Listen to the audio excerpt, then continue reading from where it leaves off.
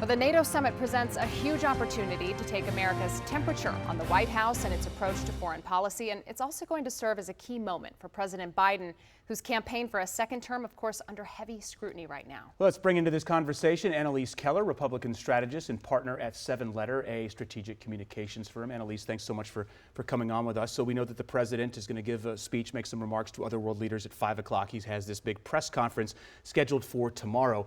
What will you be looking for? I mean, the stakes for the president are extremely high right now. Yeah, you're right.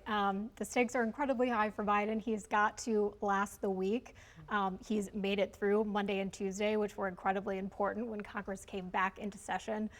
So signs are good right now that he will hang on and continue to be the Democratic nominee. But you're right, this week is really important. What I'm going to be looking for are 3 things and 3 audiences that he's going to be trying to communicate to. He's going to be trying to communicate to the American people. He needs to convince them that he is strong, that he is ready to lead for 4 more years, and he needs to share that message with Democrats as well. You're seeing a lot of members of his own party challenge whether he's fit to serve. So I think he's going to need to project a really strong, steady hand message. And he's also going to need to be communicating that to world leaders who are here in town, who are seeing members of his own party sort of challenge whether or not he's fit to serve for the next 4 years, who are going to be getting those questions as well. Well, from a foreign policy perspective, we've been talking a lot about how to make it matter to the average American this summit, how to bring it home, the context of it all. And, I think, too, just the overwhelm of everything happening abroad from Gaza to Ukraine. So if we were having coffee, what would you say to us about things to focus on for the summit, why it's important to our everyday lives? Anything you would suggest here? Yeah, I mean, they're so, Americans want to be safe. They want to feel like that they have a leader who is, at the helm with a steady hand. But I think a lot of the policy prescriptives that are going to be talked about by President Biden are going to frankly be overshadowed by whether or not, he's able to give his remarks in a clear way. I mean, frankly, I think that's going to be what the American people are looking for.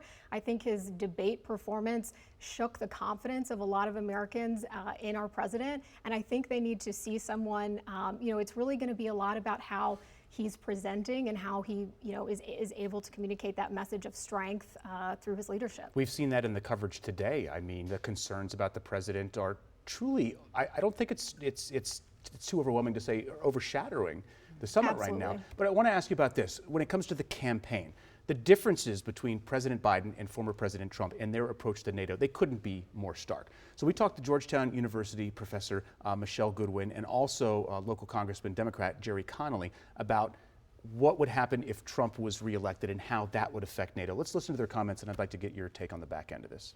After the Trump administration left office, there was a concern about could there ever be another administration like that, and what would that mean in terms of the global community? I think there's a sense of deep anxiety among our allies that there's even the prospect of somebody like that who's referred to NATO in disparaging terms, and by the way, other alliances too, like the European Union, coming back to power. The question there, who's better for NATO, former President Trump or President Biden? Yeah, I mean, I think the American people are going to have a choice to make. So we're going to have Biden today and this week speaking at the NATO summit. And we're also going to have, don't forget, Trump. He's going to be speaking at a Florida rally to his supporters later today. So I think we're going to be able to almost see the split screen of how the 2 leaders would approach NATO. And, President Trump was asked during the debate if he would stay in NATO. He kind of shook his head, didn't really commit to anything. I mean, I think that worries the American people. I don't think that right now, with all of the threats facing our nation, I think that, I don't know if it will break through, if it will overshadow the fact that, folks are really concerned with Biden's recent performance and his health.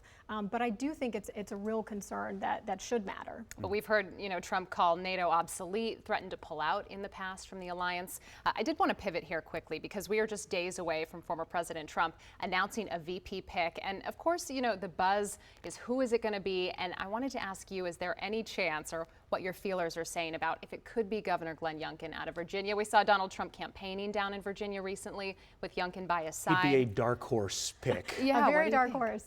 No, I haven't heard anything recently. I've heard sort of what's being reported, that it's down to Burgum, Vance, and Marco Rubio. And I think that's something that I'm going to be watching. There's some speculation that I've heard that Trump could announce a VP pick sooner rather than later. Tonight?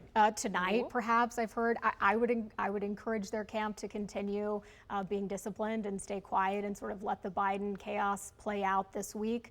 I'm sure that his team is thinking about how, you know, what's been going on with Biden plays into the choice. If you have someone like J.D. Vance, who's perceived as very MAGA, you know, then you're looking at, you know, kind of an ability to bolster the Biden existential threat of Trump and 8 more years of sort of that MAGA candidate. Whereas if you're looking at more of a Doug Burgum or a Marco Rubio, who, you know, is known for his foreign policy, I think those two choices would be seen as a little bit safer and kind of, you know, insulate him from some of the attacks he might face. Yeah. Governor Youngkin would be a bit of a curveball, but something we're watching nonetheless. Could put Virginia in play, though, which is, you know, another thing on the electoral Something to map think that about, Trump would right? want to check off. A lot going on this week, for sure. Annalyse Keller, thank you so much for joining us today. Thanks.